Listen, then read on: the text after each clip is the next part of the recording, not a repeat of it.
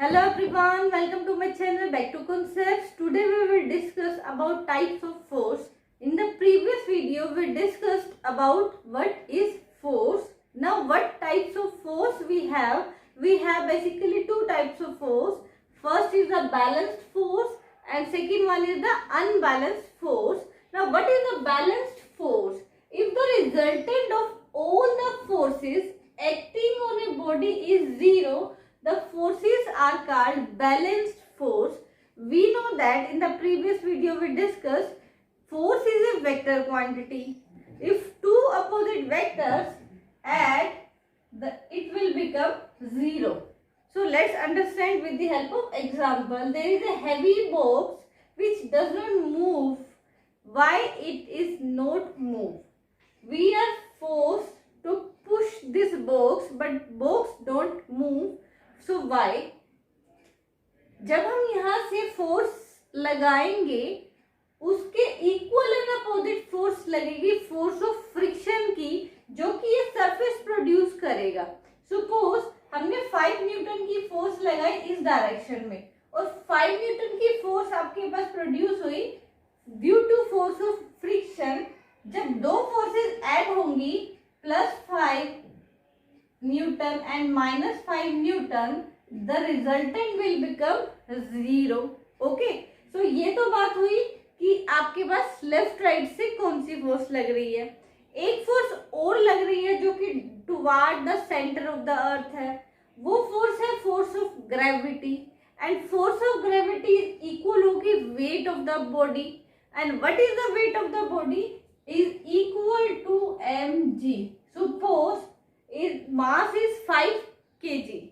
Okay, 5 kg, and we know that acceleration due to gravity is equal to 9.8. अगर आपको अभी तक नहीं पता तो ग्रेविटेशन चैप्टर में हम कंप्लीट डिटेल से करेंगे कि क्या होता है acceleration due to gravity.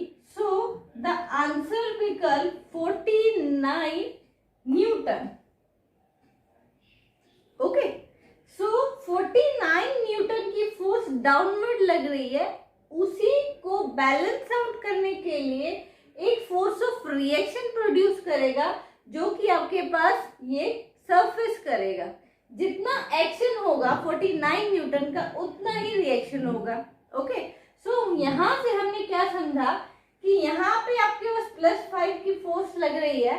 सो यहाँ पे आपके पास 5 न्यूटन की फोर्स लग रही है. ओके, सो अगर आपके पास यहाँ पे +49 न्यूटन की फोर्स लग रही है तो बिल्कुल अपोजिट डायरेक्शन में इक्वल एंड अपोजिट 49 न्यूटन की फोर्स यहाँ लग रही है. जब दोनों आपस में लेफ्ट और right and up and down add on होंगे तो रिजल्टेंट विल बिकम 0. सो यहाँ से हमने क्या कंक्लूजन निकाला कि अगर आपके पास कोई भी बैलेंस्ड फोर्स अप्लाई होगी किसी भी बॉडी के ऊपर, सो बॉडी कभी भी मूव नहीं करेगी, वो हमेशा रेस्ट में रहेगी. Okay, so what's the conclusion here? If the balance force apply on a body, then body और we can say that an object remain in the stationary position और we can say that in the rest position. वो कभी भी move नहीं करेगा. Okay, so let's understand with another example what is the balanced force. So suppose there is a bulb hanging with a thread and the bulb remain in the position until or unless air friction is not produced. So तो ये किस तरीके से आपके पास hang हो रहा है. यहाँ पे आपके पास बल्ब है, बल्ब का वेट सपोज कर लो 10. ओके, सो यहाँ पुल डाउन नीचे की तरफ ऑफ कोर्स एक ग्रेविटी की तरफ अट्रैक्ट होगा. Okay, so what's the force which is equal to weight of the body. What is the weight of the body? That is equal to mg. Suppose it is 10 m का bulb है ये. Okay, सो 9.8 की इस पे acceleration due to gravity लग रही है, तो कितनी फोर्स यहाँ पे डाउनवर्ड लग रही है? 98 न्यूटन. ओके, अगर 98 न्यूटन की फोर्स डाउनवर्ड है तो वो उसको पुल डाउन करेगी.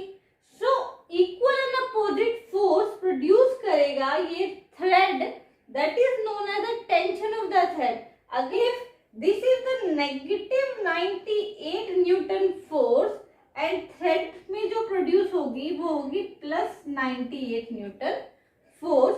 सो that's why an object is in hanging position. Okay, air friction नहीं होगा तो ये आपके पास इसी पोजीशन में रिमेन रहेगा until or unless a force is applied either by air or anybody.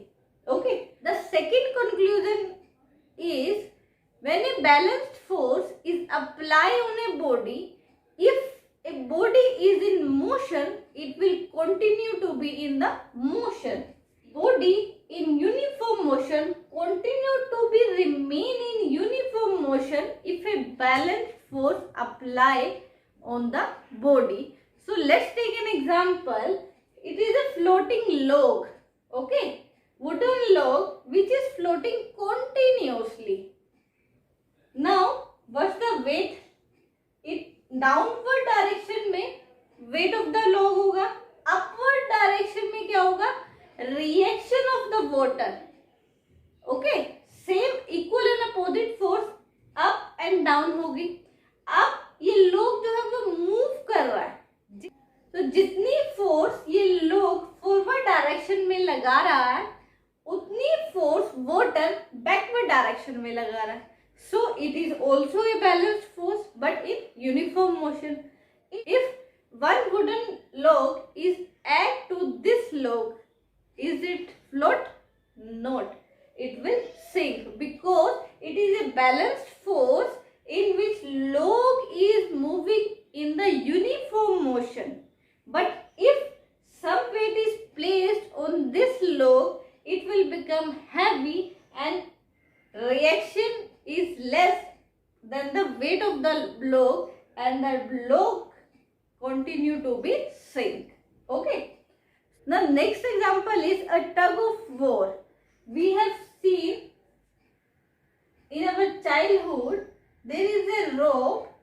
Some people are pulling this side and some people are pulling this side. But the rope don't move. Why? Because जितनी force ये इस तरफ लगा रहे हैं उसके equal and opposite force ये लोग भी लगा रहे हैं. So that's why this rope don't move and continue to be in the state of stationary object. So this is also an example of the balance force in which equal and opposite forces act on the rope. So that's why the rope don't move at all. Okay, so till now we conclude that if a balanced force is applied on a stationary object, it will continue to be in the stationary position. If a balanced force is applied on the moving object, or we can say the uniform motion, it will continue to be in the uniform motion. But with the help of balanced force we can change the size. So how? Let's take an example. It is a balloon.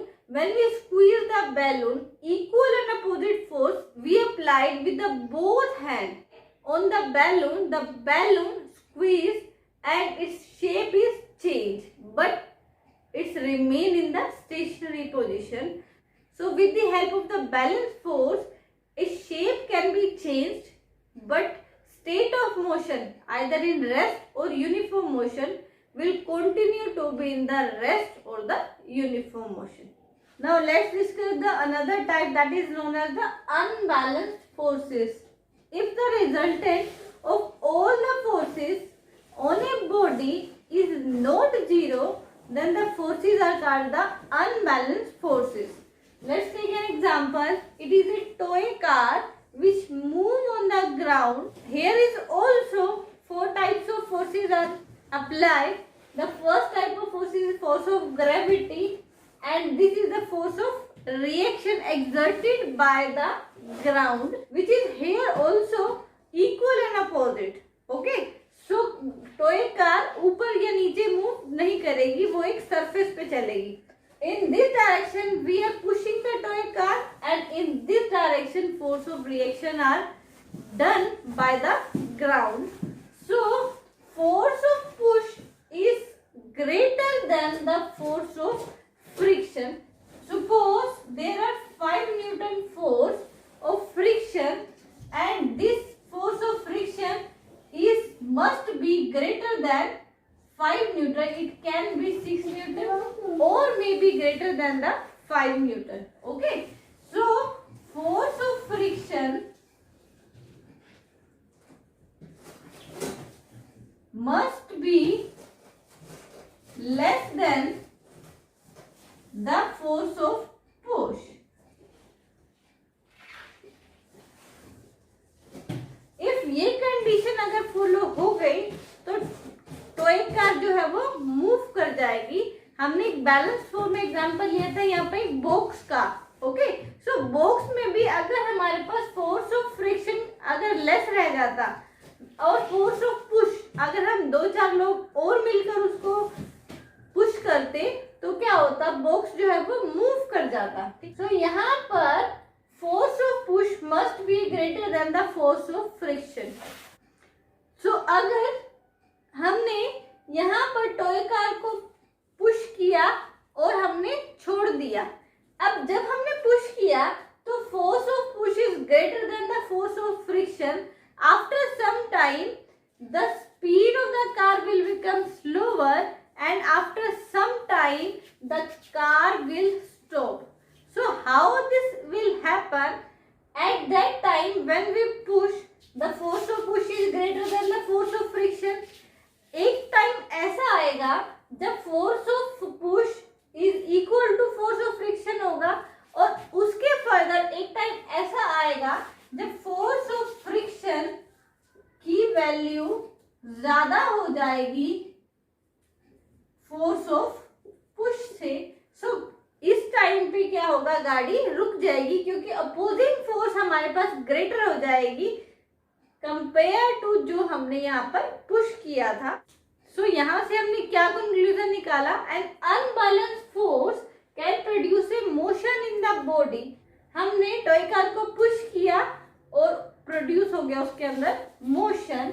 And unbalanced forces can stop a moving body. After some time, the toy car will stop because यहाँ पर force of friction की value ज्यादा हो गई थी. So unbalanced force, तो यहाँ पर जो दोनों का बैलेंस था वो क्या हो गया, आपके पास कैंसिल आउट हो गया और एक टाइम पे फोर्स ऑफ फ्रिक्शन बढ़ गई. So it is also the unbalanced force of friction जिसके कारण टॉय कार थोड़ी देर दूर आगे जाकर रुक जाएगी. Okay, let's discuss the unbalanced force with one more example. यहाँ पे एक पर्सन ने एक सूटकेस को हैंडल किया हुआ है अपने हैंड में. Okay, so at that point it will stop applying force to the suitcase and the suitcase come down toward the earth. So यहाँ पर जो हमने force of pull थी on the suitcase वो greater थी कहीं ना कहीं, तभी हमने उसको force of gravity से. In this case force of pull is greater than the force of gravity, so that's why हम इस बैग को लिफ्ट कर पाए. एट सम पॉइंट हमने यहाँ पर फोर्स अप्लाई करना बंद कर दिया. ऑल ऑफ सडन क्या होगा, बैग का down. In at that time force of gravity is greater than the force of pull. यहाँ फोर्स ऑफ पुल हमने 0 कर दिया तो हमारे पास सिर्फ कौन सी फोर्स बच गई, force of gravity. So that's why ये बैग जो है वो नीचे की तरफ गिर जाएगा. ओके, हमने इन द बैलेंस फोर्स में पढ़ा था टग ऑफ वॉर. जब दो टीम आपके पास सेम फोर्स लगा रही थी तो ये रोप मूव नहीं कर रही थी.